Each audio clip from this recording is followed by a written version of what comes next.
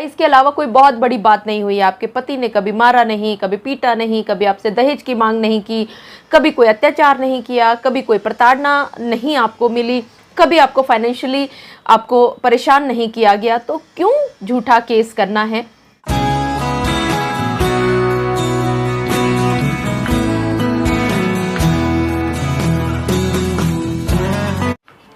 आजकल ये बहुतायत में देखा जा रहा है कि किसी भी लड़की के लिए जब भी कोई भी परेशानी आती है, किसी भी बात को लेकर के अपने पति के साथ जब तनातनी होती है, तो वो कोर्ट में पहुंचती है तो और आगा पीछा ना देखते हुए वो कोई भी केस फाइल कर दिया करती है, क्योंकि उसके मन में सिर्फ़ और सिर्फ एक ही बात उछलती रहती है कि अगर उसके पति ने उसकी बात नहीं मानी है तो वो अब अपने पति को मज़ा चखा करके रहेगी।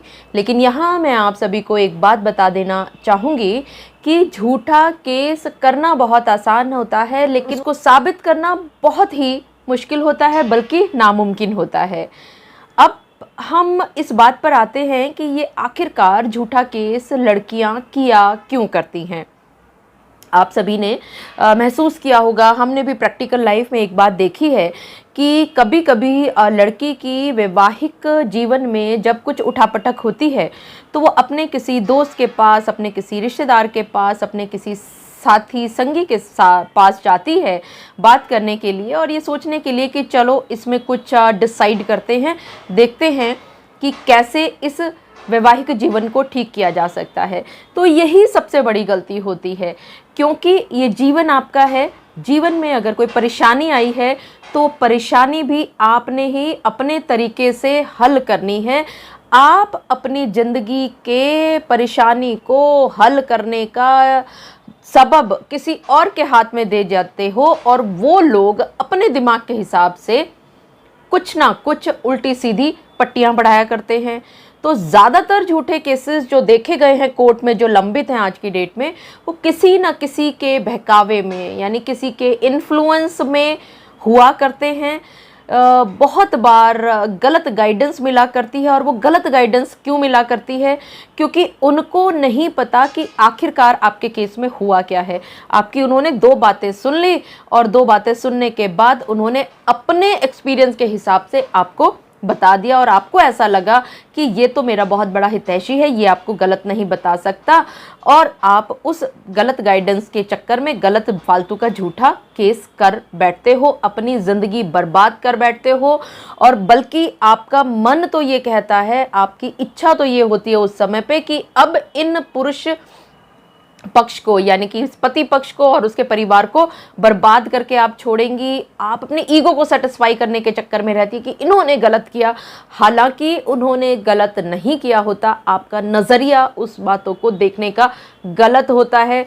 वही बातें जब आपके मायके में होती हैं तो आपको कभी भी वो गलत नहीं लगती, लेकिन वही बात जब अगर ससुराल पक्ष में की तरफ से की जाती हैं तो वो आपको गलत लगने लगती हैं। तो ये जो कमी है वो ससुराल पक्ष की तरफ से नहीं हुआ करती, कई बार पत्नी पक्ष की तरफ से भी हुआ करती है। और एक जो ये जिद होती है कि ससुराल वालों को जेल की जक्की पिसवाना ज़रूर है, ये आपको छोड़ना होगा।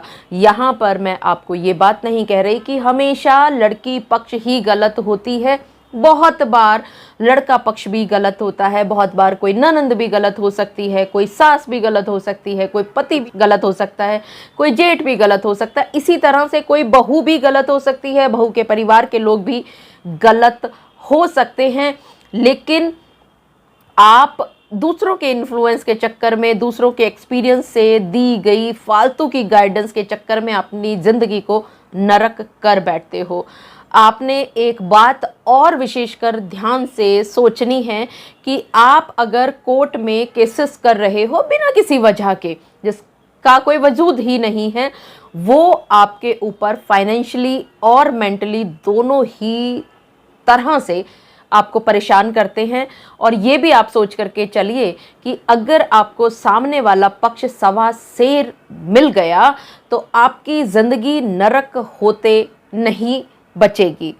और यहाँ पर एक बात और आपको सोचना है कि आप पत्नियां जब झूठा केस फाइल किया करती हैं, जबकि आपके साथ हुई है इतनी सी बात और आपको इतनी बड़ी उस बात को बना करके जब चलती हैं, तो आप ये सोचा करती हैं कि आप अपने साथ न्याय कर रही हैं। आपको ये नहीं पता कि आप अपने साथ ही सबसे बड़ा अन्याय तो कर ही रही हैं। इसके अलावा आप पूरी नारी जाति के लिए एक अभिशाप बन करके काम कर रही हैं, क्योंकि जो झूठे केसों की भरमार आज की डेट में कोर्ट में आ चुकी है, उसकी वजह से हर एक महकमे का, पुलिस महकमा है, जजेस हैं, जुडिशरी है, वकील हैं, थाना है, मतलब हर तरफ के लोग, हर अथॉरिटीज़ यही सोचा करते हैं कि अगर लड़की पक्ष ने कोई भी 498A जैसे केसेस अगर फाइल किए हैं पति पर और उसके परिवार के लोगों पर, तो ये झूठा ही होगा। और इसका नुकसान आज की डेट में भी सबसे ज़्यादा औरतों को ही उठाना पड़ रहा है। क्या आपने कभी ठंडे मन से सोची है ये बात कि आज भी बहुत सारी लड़कियां परेशान हैं, वो अपने परिवार के यानी कि अपने पति पक्ष के जुल्म सहने के लिए मजबूर हैं, लेकिन वो आवाज़ नहीं उठा पाती सिर्फ और सिर्फ इस डर की वजह से, क्योंकि उनको मालूम है कि अगर वो कोर्ट में पहुंचती हैं, केस अगर वो फाइल भी करेंगी, तो उनको झूठा केस की नज़र से ही देखा जाएगा और उनको कोई भी फ़ायदा नहीं मिलेगा, बल्कि उनको और ज़्यादा नुकसान होगा। मेंटली भी वो और ज़्यादा परेशान होंगी, फाइनेंशियली भी बहुत ज़्यादा वो परेशान होगी। तो इस सब का आखिरकार उपाय क्या है? क्योंकि हम इंसान हैं, अगर हम पति हैं तो भी गलती हो सकती है, अगर आप पत्नी हैं तो भी गलती हो सकती है, अगर आप जेठ हैं तो भी गलती हो सकती है, अगर आप नंद हैं तो भी गलती हो सकती है। और इसका एक बहुत बड़ा नुकसान क्या होता है? एक और नुकसान जो बहुत बड़ा होता है कि पत्नियां जब 498A के केसेस जब फाइल करती हैं, तो उसमें झूठी छेड़खानियां दिखा दिया करती हैं अपने देवर की तरफ से, अपने जेठ की तरफ से, अपने ससुर की तरफ से। लेकिन क्या आपने कभी सोचा है कि बहुत सारी लड़कियों के साथ आज भी वास्तव में छेड़खानी हो रही है, लेकिन वो किस मुंह से, किस तरह से, किस हिम्मत से, कहां से वो हिम्मत बटोरे कि वो कोर्ट में पहुंचे? क्योंकि जैसे ही वो फाइल करेंगे तो कोर्ट के दिमाग में एक ही बात आएगी, ये इस तरह के लांछन तो सभी लड़कियां अपने अपने देवर, जेठ और ससुर और अपने पतियों पर लगाया करती हैं।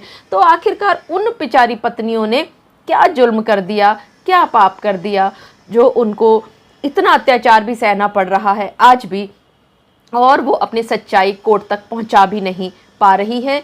तो आप सभी प्यारी महिलाओं से पुनः विनम्र विनती कि प्लीज़ झूठा केस ना करें, लेकिन हाँ, अगर आपके साथ किसी भी तरह की कोई भी ज़्यादती हो रही है, कोई भी अत्याचार हो रहा है, किसी भी तरह से आपको प्रताड़ित किया जा रहा है, तो आप इन पुरुष वर्ग को सजा दिलाने से पीछे ना हटें। लेकिन मान लेते हैं कि ऐसी ये सब चीज़ें हो गई हैं, आपने झूठा केस भी कर दिया या जो भी आपकी कहानियाँ थी आपकी कर दी, तो आपको कोर्ट में झूठा केस करने की आवश्यकता क्यों है? अगर आपको ऐसा लगता है कि आपको ईगो सेटिस्फाई नहीं हो रही है या आपकी बातों को प्रॉपर नहीं माना जा रहा है, इसके अलावा कोई बहुत बड़ी बात नहीं हुई, आपके पति ने कभी मारा नहीं, कभी पीटा नहीं, कभी आपसे दहेज की मांग नहीं की, कभी कोई अत्याचार नहीं किया, कभी कोई प्रताड़ना नहीं आपको मिली, कभी आपको फाइनेंशियली आपको परेशान नहीं किया गया, तो क्यों झूठा केस करना है? आपके लिए एक अच्छा तरीका ये है कि आप दोनों एमिकेबल सेटलमेंट कर लें। आप दोनों कुछ अपने टर्म्स एंड कंडीशंस लिख लें कि ये टर्म्स एंड कंडीशंस होंगी और इस टर्म्स एंड कंडीशन पर आप दोनों आपसी सहमति से तलाक ले लेंगे। तो फिर से यही कहूँगी कि झूठा केस ना करें, क्योंकि आपका जो झूठा केस किया जाता है उससे सामने वाले की इमोशंस हर्ट होती हैं और नुकसान उनका नहीं होता, बल्कि नुकसान आपका ही होता है, क्योंकि आपके साथ कोई छेड़खानी नहीं हुई है, आपको कोई प्रताड़ना नहीं मिली है, आपको कोई परेशान नहीं किया गया है। आपको किसी भी तरह से परेशानी न होने के बावजूद भी अगर झूठा केस आपने किया, इमोशंस हर्ट हुई सामने वाले की, तो जो चांसेस थे एमिकेबल सेटलमेंट के, वो एमिकेबल सेटलमेंट भी नहीं हो पाती, क्योंकि आपने पहले झूठ बोल करके उनको परेशान कर दिया है, उनकी भावनाओं के साथ छेड़खानी कर दी है। मैंने बहुत बार देखा है प्रैक्टिकली कि आप 125 सीआरपीसी यानी कि जब खर्चे का केस दायर करते हैं तो उसमें भी ना जाने कैसी ऊल जलूल बिना मतलब की आप पटिशन में बातें लिख देती हैं, इतनी मोटी मोटी पटिशन्स बना देती हैं। ये सब आपने क्यों लिखना है? अगर आप महिला हैं, आपका किसी बात पर आपके पति से मनमुटाव हो गया है, कोई डिस्प्यूट अरोज हो गया है, आप मायके में गई हैं, तो मायके में जाने के बाद आप केस करने की बजाय आप फ्यूचर के बारे में सोचें। आप ये सोचें कि अगर आप कोर्ट में जा रही हैं तो आपका जीवन, समय और पैसा तीनों बर्बाद हो रहा है।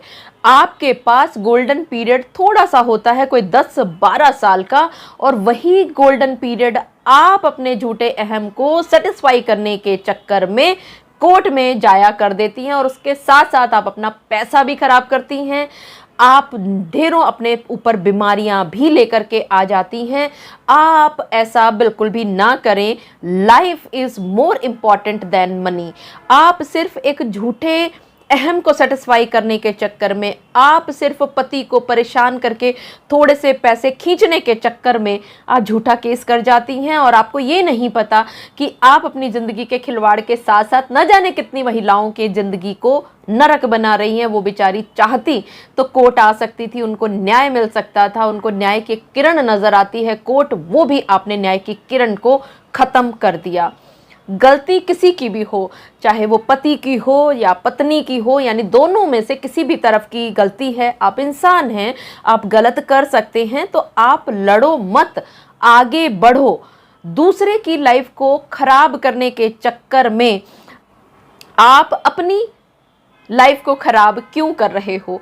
आप एमिकेबल सेटलमेंट के बारे में सोचो। और हाँ, फिर से कहूँगी अंत में एक बात कि अगर आपके साथ किसी भी तरह की अत्याचार हुआ है, आपके साथ प्रताड़ना किया गया है, किसी तरह से आपको हर्ट किया गया है, किसी तरह से आपको परेशान किया गया है, तो आप उसका कान पकड़ करके उसको खींचो। लेकिन ये तब होना चाहिए जब बात आपके सिर से ऊपर निकल गई हो।